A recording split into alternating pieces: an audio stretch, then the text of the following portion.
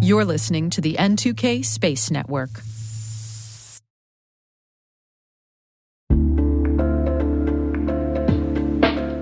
Most of our listeners who deal with legacy privileged access management products know they tend to be expensive, difficult to deploy, and hard to use. Keeper Security is the answer.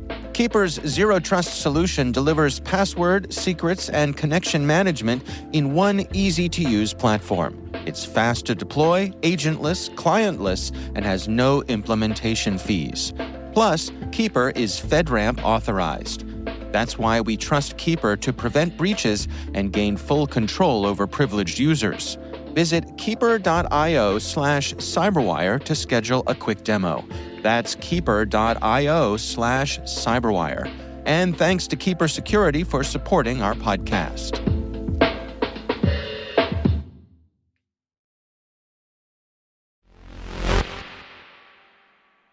We've got lots of headlines to run through today, with news coming out about ESA's plans in the UK and their first para-astronaut. But first, let's extend a hello and welcome to Florida to SLS. The Space Launch System rocket's core stage has arrived at Kennedy Space Center ahead of the Artemis II mission. It was good of it to barge in. Ha ha ha. T-minus 20 seconds to LOS speed rest. Go for deploy. Today is July 24th, 2024. I'm Maria Varmazes, and this is T-Minus.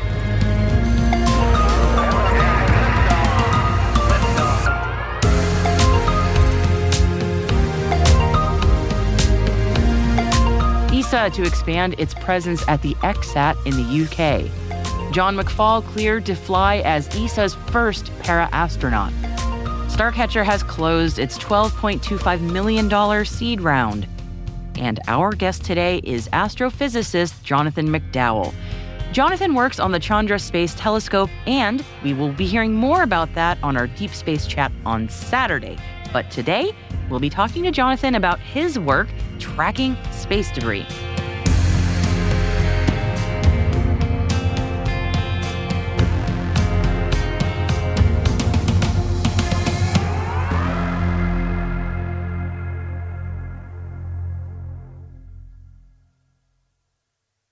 Happy Hump Day, everybody. We're continuing the theme this week with news coming out of the Farnborough International Airshow.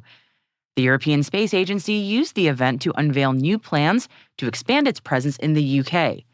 ESA and the UK Space Agency shared plans to build on the success of the European Centre for Space Applications and Telecommunications, also known as ECSAT. ESA says it plans to grow its UK workforce to 200 people at ECSAT by 2030.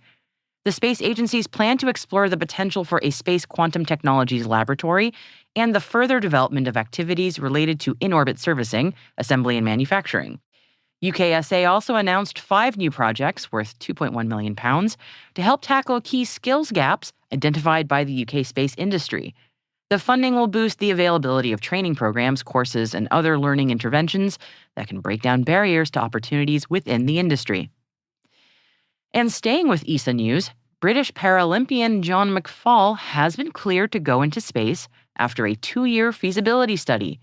Mcfall made history by becoming the European Space Agency's first para-astronaut when he was selected in November 2022. The study concluded that his prosthetic leg will not stop him from carrying out all his duties as an astronaut. Way to make space for everyone. The UK Space Agency has awarded £300,000 to UK teams developing technologies to purify ice frozen in the moon's soil to make human habitation on the lunar surface viable. The funding is part of the joint UK-Canada £1.2 million international prize from the Aqualunar Challenge. 10 teams will receive £30,000 each to develop their technologies before a winner and runners-up are announced in spring 2025. Space-based energy generation company Starcatcher has closed its $12.25 million seed round. Starcatcher says with this funding, the company is positioned to help eliminate power constraints on space operations through the construction of its Starcatcher network in what they are calling the world's first space-based energy grid. Starcatcher's immediate focus will be on validating and demonstrating its power beaming services for customers, beginning with ground demonstrations, followed by an on-orbit demonstration in late 2025. KBR is the latest aerospace company to report its Q2 financial results. The company says its recent agreement to acquire LinQuest has bolstered KBR's business. The company's backlog and options as of June 28 totaled $20.1 billion. KBR was awarded $2.1 billion in bookings and options in Q2. RTX's Raytheon has signed a contract with Avio to initiate and progress the development of critical solid rocket motors for defense applications. The contract furthers the systems engineering work required to mature these solid rocket motors into a production-ready state. The contract aims to mature potential rocket motor solutions for domestic and international customers. Collins Aerospace is moving its manufacturing facility. The aerospace and defense company is relocating to a new site in Seletar Aerospace Park, but staying in Singapore. Collins says the move represents a significant investment of $250 million and will bolster the company's capabilities and commitment to innovation and excellence in the aerospace industry. ISRO, otherwise known as the Indian Space Research Organization, carried out the second experimental flight for the demonstration of an air-breathing propulsion technology. The propulsion systems were mounted on either side of an RH-560 sounding rocket and launched from Satish Dhawan Space Center in Sriharikota. ISRO says the flight test achieved satisfactory performance of the sounding rocket, along with successful ignition of the air-breathing propulsion systems. Germany's Morpheus Space has opened the first mass production facility for space systems in Dresden. The facility, which the company is calling Reloaded, as in the Matrix, yes, I get it, will initially manufacture 100 units of Morpheus Space's second-generation electric propulsion system. And Blue Origin have announced the crew for their next mission on the New Shepard rocket from Van Horn, Texas. The date is still to be announced. You can read about the people heading to the Kármán line by following the link in our show notes.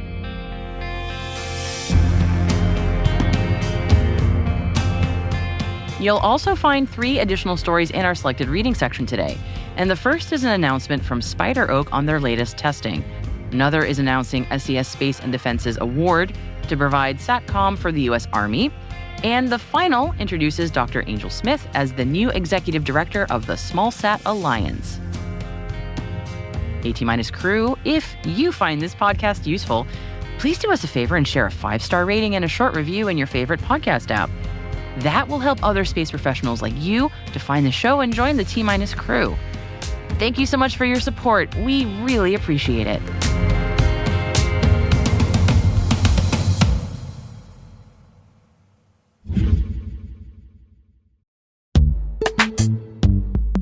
Identity architects and engineers, modernize your identity systems with Strata. Integrate legacy apps with any IDP, ensure seamless identity failover, and apply MFA without touching app code. Strata offers robust, efficient identity management, reducing tech debt and enhancing security. Gain peace of mind and operational efficiency with Strata's comprehensive solutions. Visit strata.io/cyberwire, share your biggest identity challenge, and enjoy free AirPods Pro. Optimize your identity solutions today. Visit strata.io/cyberwire. And our thanks to Strata for being a longtime friend and supporter of this podcast.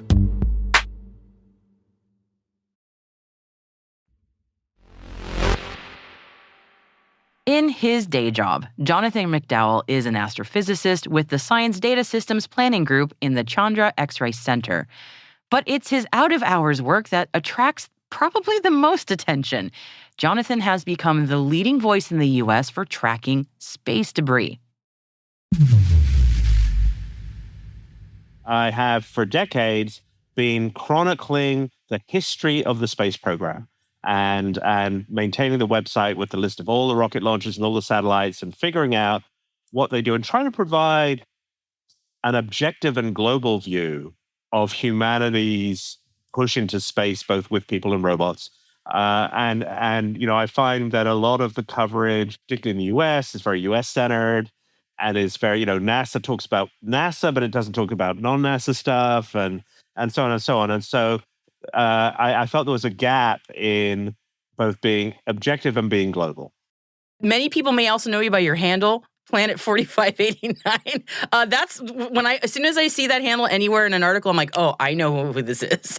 My first question is, how do you do all this? You have in your bioorbital police, and you are the source of information. When all these different bits of debris were falling, like in Saskatchewan and whatever, I said, unless you have verified it, I don't know what it is. So how do you do all this? Well, for a start, I depend very heavily, right, on the work of the U.S. Space Force and other agencies, and on amateur observers who collect orbital data. My special skill is in putting it all together and doing some math to interpret and tie the strands together. And so, part of it is that I've been doing this for 50 years, since I was a teenager. When an obscure old satellite comes up, oh, Cosmos 1408. Oh, I know that one. And so it's it's having the information sort of at my fingertips, having a mental map of all the stuff that goes on, having the math skills to do some, relatively simple orbital mechanics to tie what people are saying to what's actually happening. And I have about 100,000 lines of code, of C code that I use to kind of do various tasks and automate various tasks. And everything I do is optimized so it takes me the minimal amount of time, to deal with something, because I do have another day job, right? So I've got it down to a fine art where 95% of everything is automated, and then I can go in and run a specialized program to kind of plot up, for example, the ground track of a re-entering spacecraft over Canada, and do that very quickly, because I already have the code canned, and I know what to do to make that plot. And so it's really all about. People make fun of my website because it's so. I love your website. No, unironically, I love it. I'm glad. Yeah, and the thing is, the younger generation, right? They're like, well, you're barely using CSS. I added that a few years ago. Before then, it was really 1994 type web stuff. But the thing is that a lot of it is generated by C code, and updated. And so I can, or on the Jonathan Space Report itself, it's actually a text file that I type in, and as I type, it appears on the web. And so none of this, intermediary. And all of that is like just making it really, really fast for me to get the content out there. If you want pretty, my data is CC BY, it's Creative Commons. You can copy the data and put a pretty interface on it to make yourself happy. But I don't have time to make it pretty. I'm optimized for that. And that's that. Yeah.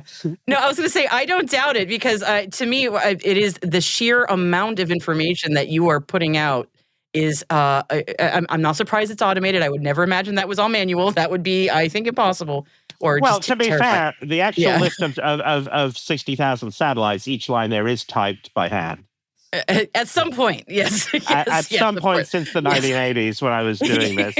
So it's not all of it. There's a lot of manual, but it's kind of just what do I do and what do I not do? Yeah. So yeah, I imagine you must have many anecdotes over the course of years of how your information has proven helpful to people, not just randos like me going on Twitter and going, "Oh, what was that?" I mean, you are cited all the time.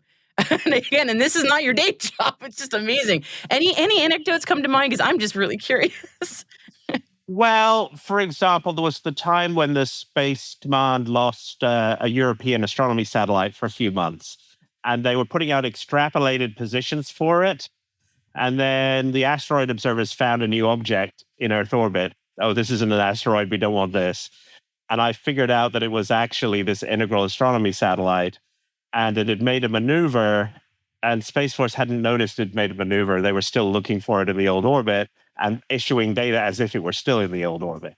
And so I was able to put the right people in touch with the right people and clear up the error.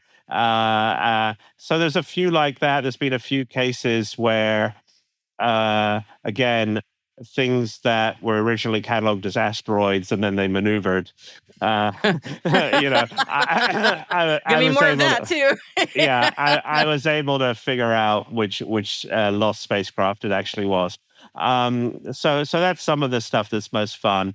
And then it's I get informal contacts from various bits of the government who go, yeah, we can't say it, but we use your stuff.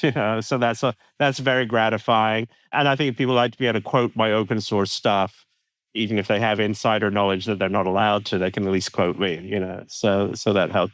You've got an audience right now. I'm sure you're used to it. But if there's anything that you wanted to say to the audience before we close out, the floor is yours. Anything you want to mention? There's a couple of things that I'm really pushing on right now on the space side. One is the risks associated with uncontrolled reentries. And so we've seen that with the Dragon trunks crashing down. We've seen that with the piece of the ISS that hit the house in Florida. And I think we really need to look at the regulation of these reentries, and sort of let's not do that. Let's bring them down under control, even if it costs a little more money. The other thing I'm really pushing on is regulation of deep space activities. So we're entering a new era in space exploration where the frontier is moving out. And the frontier used to be kind of low Earth orbit, and beyond that, only the superpowers played. And now the frontier is moving out to the asteroid belt, and everyone from developing countries to startup companies is going to be sending stuff to the moon and Mars, and it's going to become just part of the general playground. But it's much less regulated than Earth orbit. And so we need to require things like make public your trajectory, say what you're doing, have some kind of flight plan, right, in the public domain, so that there's transparency. Again, going back to this open source thing, let's have some transparency in the process here. And the commercial companies don't want that, of course. They want to do things like, I want to go to an asteroid, but I'm not going to tell you which asteroid I'm going to. And yeah, space is big, but no, let's at least have a public flight plan. So I'm making that argument in various forums.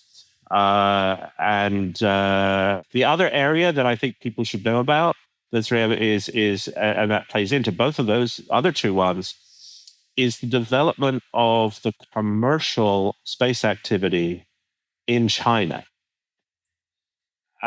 Because we hear a lot about SpaceX and commercial stuff in the US, but China has really made a shift in the last 5 years or so towards lots and lots of startups that are not associated with the government.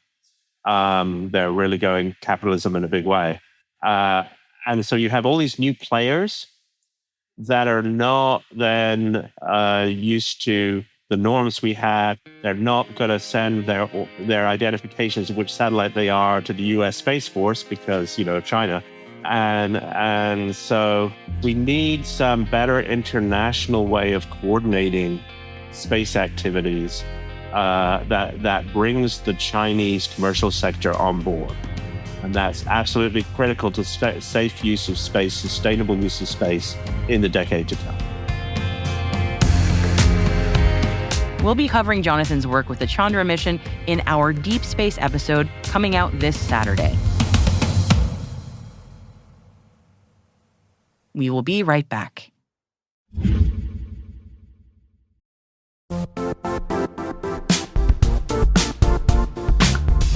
Quick question. Do your end users always work on company-owned devices and IT-approved apps? If the answer is no, then my next question is, how do you keep company data safe on all those unmanaged apps and devices? 1Password has an answer to this question: Extended Access Management. 1Password Extended Access Management helps you secure every sign-in for every app on every device, because it solves the problem traditional IAM and MDM can't touch. Check it out at 1password.com/XAM. That's 1password.com/XAM.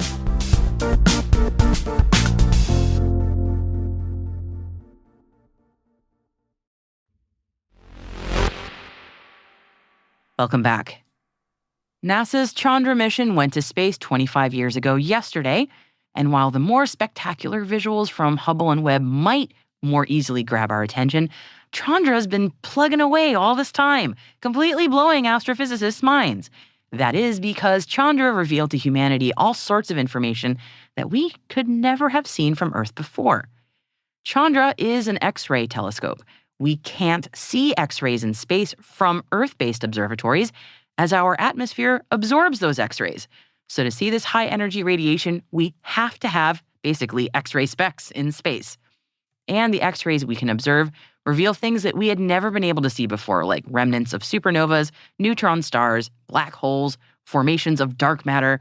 There is honestly a lot that we can only see with X-rays, and a lot of it reveals new information to us about how galaxies and galaxy clusters are formed, and in turn, again with X-ray observations, we get more and more clues into the nature of how our universe was formed, how it's still changing, and how planetary systems evolve over time to even potentially harbor life. No big deal, right? Unfortunately, the recent news is that NASA's Chandra X-ray Observatory, the most powerful X-ray telescope ever built, by the way, might be getting its budget slashed so drastically that it would lose almost all of its dedicated staff, effectively mothballing this observatory. You can no doubt see how that news has been met with a lot of unhappiness in the world of astrophysics, especially as the astronomers working with Chandra daily say the observatory is 25 years young, in good working order, with plenty of years left in her. The coming weeks are especially crucial if Chandra is to be saved. And if you are a U.S. constituent, you can advocate for this great observatory and its continued funding. There is a grassroots effort to make that happen. It is at savechandra.org. SaveChandra.org gives a handy overview of the current funding situation for Chandra and how you can advocate for this mission to your congressional representatives. Okay, one more time. SaveChandra, that's CHANDRA.org.